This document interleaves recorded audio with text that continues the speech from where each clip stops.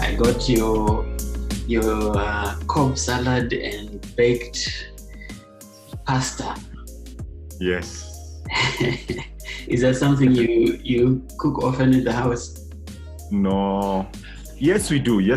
Not me, but yes, we do. We eat a lot of green stuff in the house, just to keep healthy.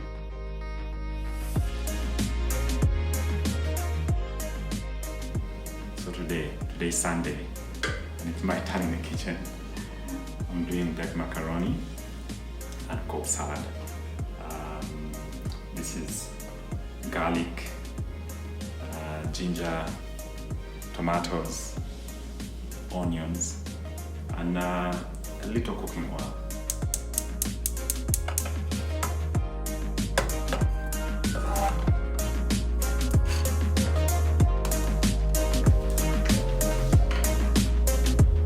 It's your turn to cook. It's your turn to cook today, you know that? Huh? Yeah, Sunday in this house is the most contested. Sunday is the most acrimonious time in this house.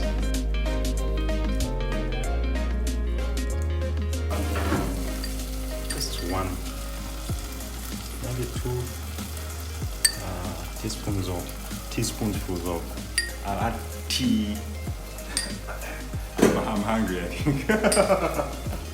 I'll add 2 teaspoonfuls of oil, right? Who is Jacob Zikusooka? Is that how you pronounce your last name? Yes, you pronounced it well. I think to the best of your ability anyway. Yeah. But you pronounced it well. Who am I? I think I'm a servant of God. I'm a child of God. My identity first and foremost is in God. Yeah, Prince, without God, I shudder to even think who I would be. I wouldn't even hang with myself. So first and foremost, my identity is in God. No doubt about that. I've walked with God for I'd say the better part of my life. I gave my life to Christ when I was 11. I was at my sister's house visiting, and her friend came over and casually asked me, "Do you know Jesus?" I said, "Yes." "Do you want to give your life to Jesus?" I said, "Yes." And that's how I began my walk with Jesus. Nothing complicated. Wow. Okay.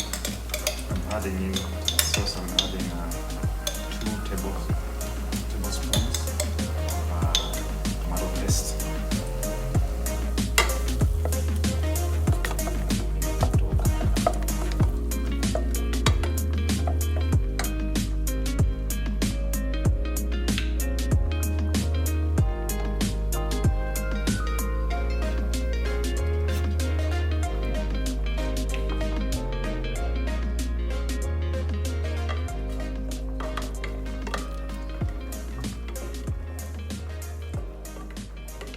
I'm married. It's been 20 years now. Actually, this is our 21st year. I have 3 beautiful daughters. I'm married to Mona. My 3 beautiful daughters are Tanya, Lisha, and Jazzy. Then what I do is an extension of who I am at this point. I first and foremost help businesses grow and scale. I really think the solution to poverty in Africa is business, because our governments, like you know, we've gone back and forth on this, have dismally failed at this. And one day those things really touch my heart, not just for where I'm at in life right now. I think the welfare of my people has always been dear to my heart. Yeah, if that were not the case, I think I would be holed up in a western city somewhere. But I willfully chose to stay back in Africa because I think I want to make a difference. Not everyone should. Everyone going off, does not help the continent at all. Does not help Africa at all. So that's what keeps me up at night these days, just helping businesses grow and scale. Because my philosophy is very simple. For as long as a business is turning a profit, for as long as a business has revenues, you're solving a real problem. Why? Because you're creating jobs, and when you create jobs, especially in Africa, you don't start to understand how you're changing the fortunes, not just of one individual, but of a community. Yeah. On average, Africans have 8 dependents per job. So if you're employing 10 people, guess what? Yeah, that's you're sustaining 80 lives. So that's what I do most of my time now. But I also run a shipping company, and I'm involved in other businesses.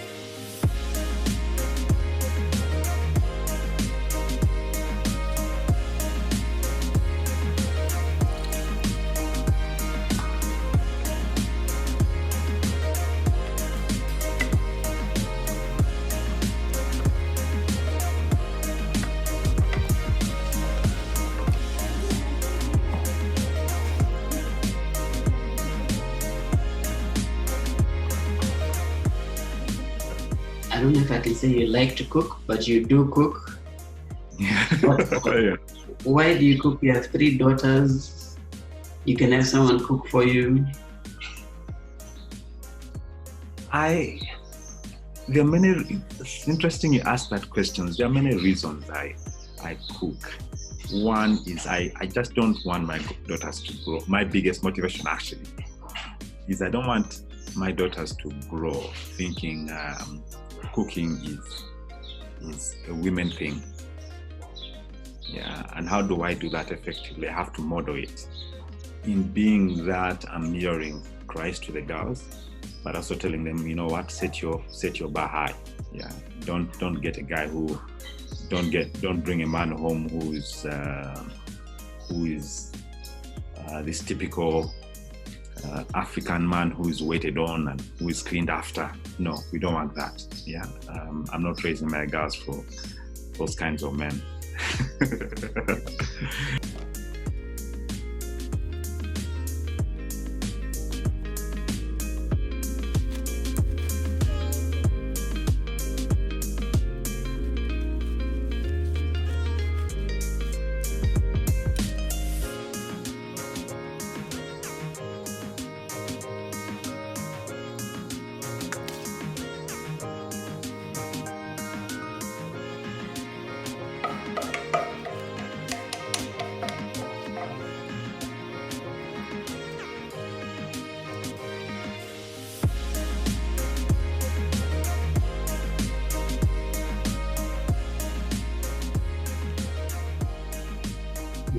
So your passion is promoting African business startups. What do you see as 3 or 2 or however many of the most common issues that you find with African business startups that cause them to not succeed?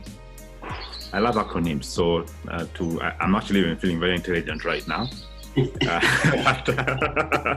So I'll give you the 3s. And one is capital. Yeah, it amazes me how many of our businesses have such great potential, but the only reason they don't grow and scale is because they have no access to capital. Our banks are not partners for business. I've seen businesses take on affordable concessionary loans or even equity, and I've just seen them skyrocket in terms of growth and scale. So capital is a big issue. Number two is capacity. Yeah, many of our entrepreneurs get into entrepreneurship not because they've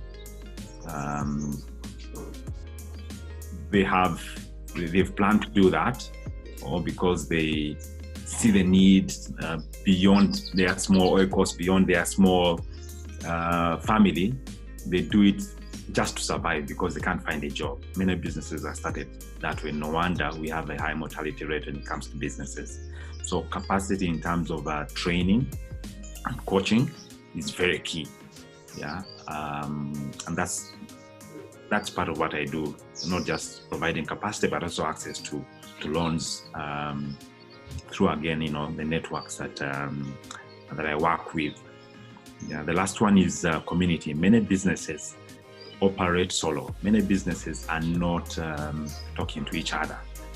Yeah, we have a very unhealthy competition in as far as businesses in Africa are concerned. Everyone is playing their cards close to their chest, and that's the last thing you want to do in business. Business is collaborative. Capital, capacity, and community. And also in community is where we can fight, the vices, the vices in society, and the biggest vice, of course, in business.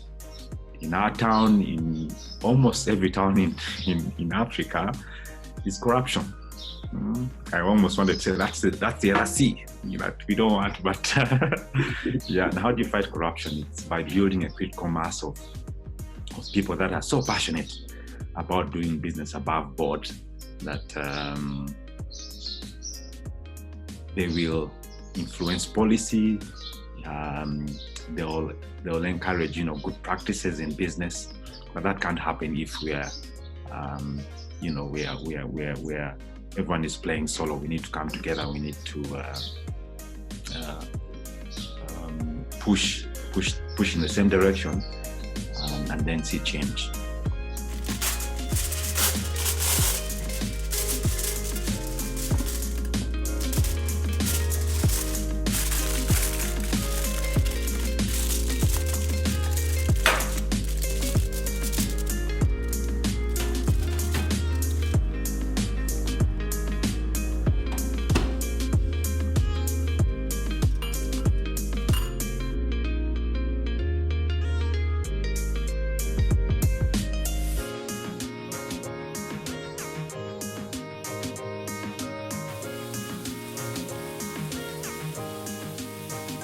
Chicken thighs, it takes a little longer to cook, but for chicken breast, it's just 8 minutes, 4 on each side.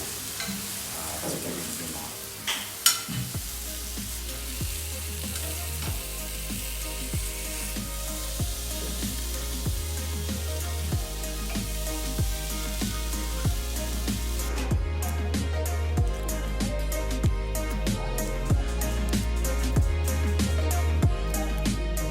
In Africa, we have a high power distance culture. There's a wide berth between the led and the leaders, and that's why you have this whole concept of the big man syndrome. And I think that's a big problem. Yeah, when you have the led almost worshiping the leader, information will not flow because the leader sees information as a tool in their arsenal to control people. I've always wanted to think, our generation needs to fix this before our time is done. Many people consider our generation to be a sellout. You and me, Prince, are a sellout. And so the younger generation look at us as the guys who didn't do anything. Yeah, and for me that hurts. That really pains. And despite all I see, I think we can still bring change. I think if all of us could push from our vantage point, from where we've been called, I think we'll see a difference. The mistake that we have made is to think that we have to take over power, to make a difference. And that's what pushes me. Meaning 1,000 years, Prince, I had never thought I would be doing what I'm doing right now. And that is helping businesses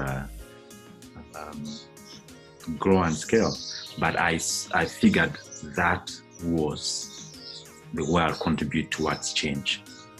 Because if I'm to wait for the government, if I'm to wait to become a minister like my classmates are in Rwanda, that may not happen soon. And I'm not too sure anyway I've been called to do that. But what I've been called to do is business, and I'm using that to bring good and change.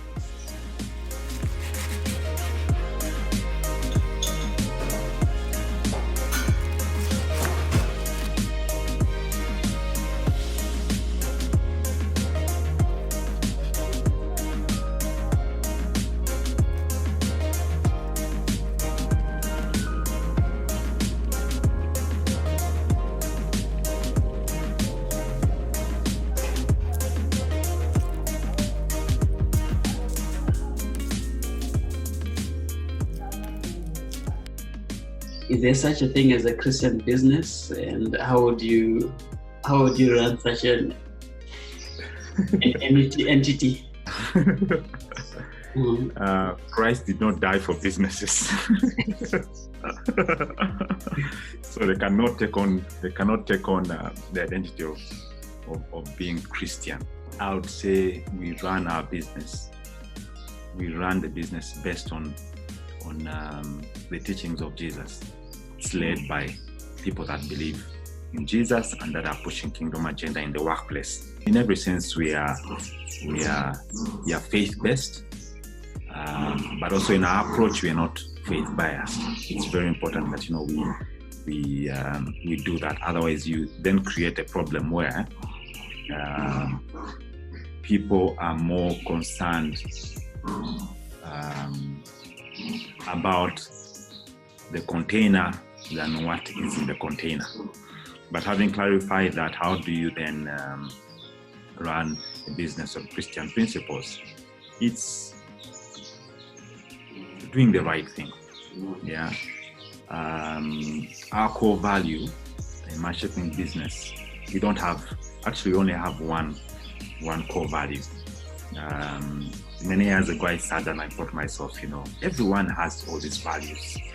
Integrity, integrity always comes first. Even the guy that is taking bribes at the Way Bridge takes bribes by a signpost that says, we do not, we espouse integrity, in this customs area or wherever. Yeah.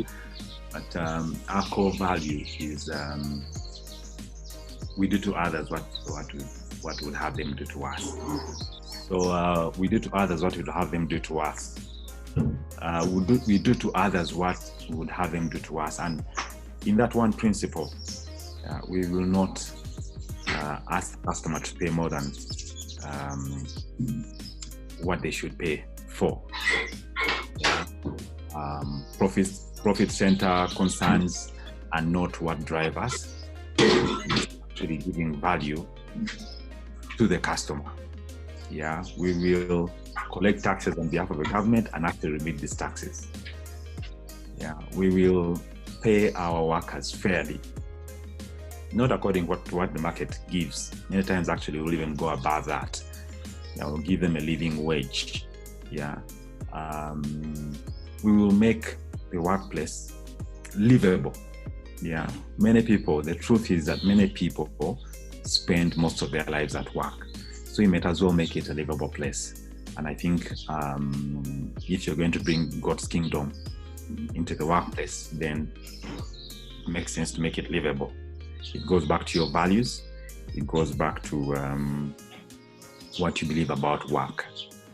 Yeah, I think work is one of the ways that God uses to redeem back this world to Him. And I think as businessmen, as entrepreneurs, we've been given such a big privilege just to partner with God in using the workplace to advance His kingdom. Christians who want to start businesses, what would you say are the 3 tips you could give them on a way, to start basically? I think it's very important that you understand what your calling is. I think many times people get into business and realize, you know what, maybe I was oversold on this, because business is it's not that glossy picture you see in the magazine. Yeah. I think many times, we've actually been at fault as business people, even Christian businessmen and women. We've projected business as the go-to, the ultimate solution to this, to reaching where you should reach. If you want to look good, if you want to look like you have arrived, then get into business. But the reality of that is so different. And if people were honest, it's quite something. Yeah, it's many long nights, and I've been doing this for a while, but it's many long nights, it's many frustrations. And especially doing business in Africa. Not to say the other parts of the world are any easier, but I think that you need a certain grace for business in Africa. And so, what helps you going is calling. Yeah, is calling. The other thing is, what's your idea? It's not just enough to have a calling, but what's your idea? What is it that you can give that is of value? What value are you bringing to the marketplace? I've seen people that are so enamored by their idea, and yet the market doesn't need it. But they're so enamored by that idea and that innovation that they're so blind to the reality of what is in the market. So, and the final one is, what is in your hands? Yeah, and God asked Moses that, and He still asks that of every one of us. What is in your hands? Many times, people think, if I'm going to start a business, I need to have so much money. The shipping business is highly capitalized. But when I was starting out, all I knew was that God had called me to this. I tried to run spreadsheets to determine how much money I would need to start the proper way. Looking at my pay then and my resources, I would have to save for at least 14 years. Like my namesake Jacob. And I figured, you know what, I'm going to have to either believe God or not start. And I just stepped out because I believed in the truth that I've been called to do this, and this idea was going to create value in the marketplace. And I stepped out, and all I had were relationships, and God made it happen. So calling, idea, and what you have in your hands, not what the bank has to offer, but what you have in your hands.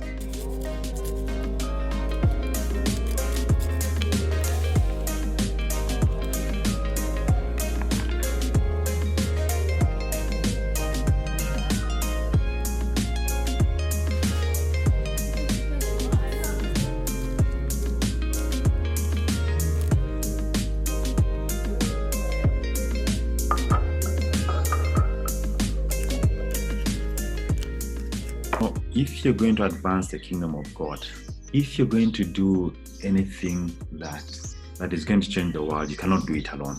Like I said, my identity first and foremost is Christ, and my reading of the Bible has changed what I think about relationships. Yeah, God puts a premium on relationships. I look at, right now, I'm studying the Pauline letters, the books of Paul to the churches, and Paul is an amazing man. Yeah, he's a quintessential networker. Paul writes and says, greet those that are in Caesar's household. Caesar was the dictator of the day. Imagine if I wrote to you, Prince, and said, oh no, I was going to mention names, God forbid. I'm not going to mention names. But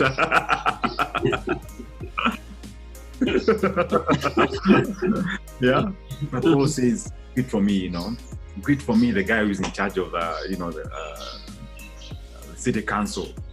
Greet for me, and and down to the women that used to minister with him, to all these people. Same with Christ. Christ hung with children. Christ hung with women of questionable character. Then hung with the Nicodemuses of his day, the leaders of his day. And for me, that tells me if I'm going to be effective, I need to be a networker.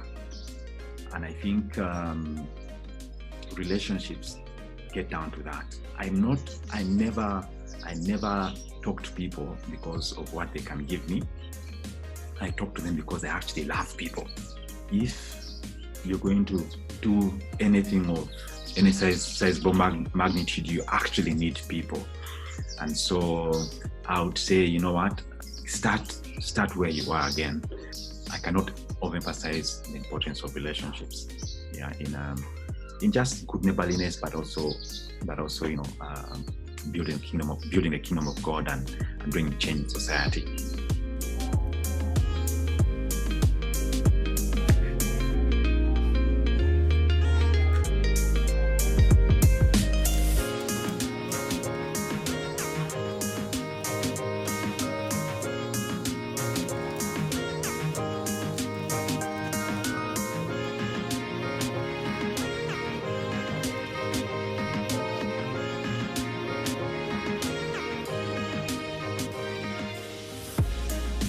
So this is Zik signing off, and this has been Word of Mouth with my good man, Prince Rufaro Makaya, son of the great warrior King Bopa from the land of Zimbabwe.